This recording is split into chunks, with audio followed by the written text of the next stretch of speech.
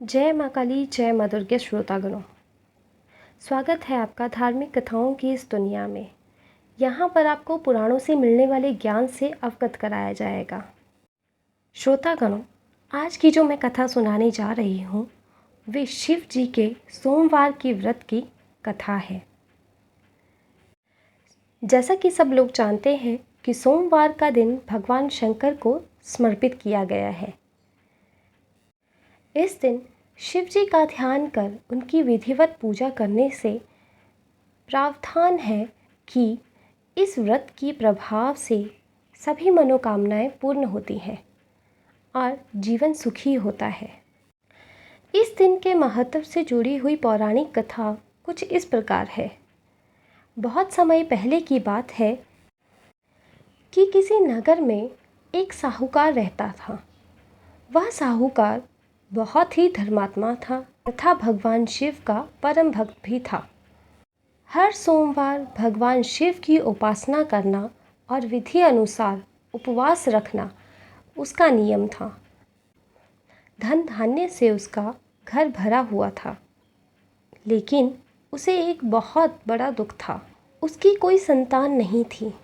एक दिन माता पार्वती उस शिव भक्त साहूकार के बारे में भगवान से बोली कि हे भोलेनाथ, यह तो आपका भक्त है, बड़ा धर्मात्मा भी है, दान पुण्य भी करता रहता है, इसकी आत्मा भी बहुत ही पवित्र है, फिर भी आप इसकी मनोकामना पूर्ण क्यों नहीं करते? तब भगवान शिव बोले, इस संसार में सबको अपने कर्मों का फल ज़रूर मिलता है। इसके दुख का कारण इसके पूर्व जन्म में किए हुए पाप है। तब माँ पार्वती बोली, मुझसे आपके इस भक्त की पीड़ा देखी नहीं जाती, आप इसे पुत्र प्राप्ति का वरदान दें। अब माँ पार्वती की जिद के आगे भोलेनाथ मजबूर हो गए और साहूकार को पुत्र रत्न की प्राप्ति वरदान दे दिया, लेकिन साथ ही कहा कि यह बालक अल्पायु होगा। संयोगवश साहूकार को शिवजी और माँ पार्वती के इस संवाद का पता चल गया। उसे ना तो भगवान शिव के वरदान पर खुशी हुई और ना ही दुख। समय आने पर उसकी संतान भी हुई, लेकिन साहूकार को पता था कि उसकी सांसें कितनी लंबी हैं। फिर भी साहूकार ने अपने धर्म कर्म के कार्यों को जारी रखा और थोड़ा बड़ा होने पर लड़के के मामा को बुलाकर उसके साथ काशी शिक्षा पाने के लिए भेज दिया। साहूकार ने उन्हें बहुत सारा धन भी दिया और कहा कि रास्ते में यज्ञ हवन करते हुए जाना और ब्राह्मणों को दान दक्षिणा भी देना।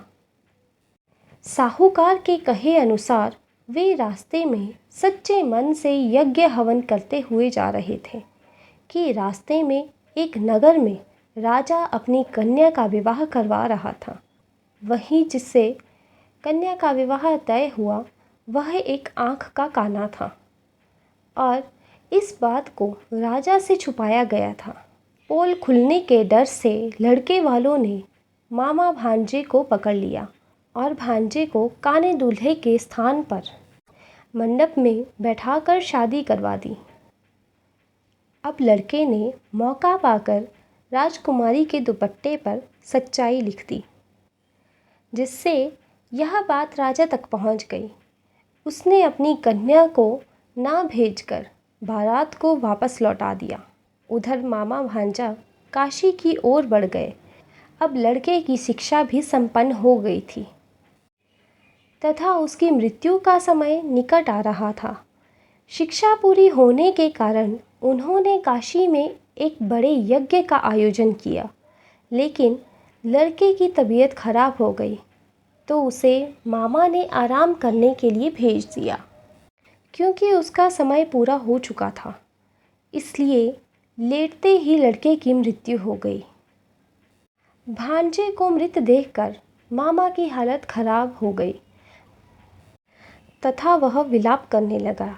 संयोगवश भगवान शिव और माता पार्वती वहीं से गुजर रहे थे। इस रुदन को सुनकर माँ पार्वती से रहा नहीं गया और भगवान शिव से अनुरोध किया कि इसके दुखों को दूर करें। जब दुख का कारण भगवान शिव ने देखा तो कहा, उमा, यह तो उसी साहूकार का लड़का है जिसे मैंने ही 12 वर्ष की आयु का वरदान दिया था।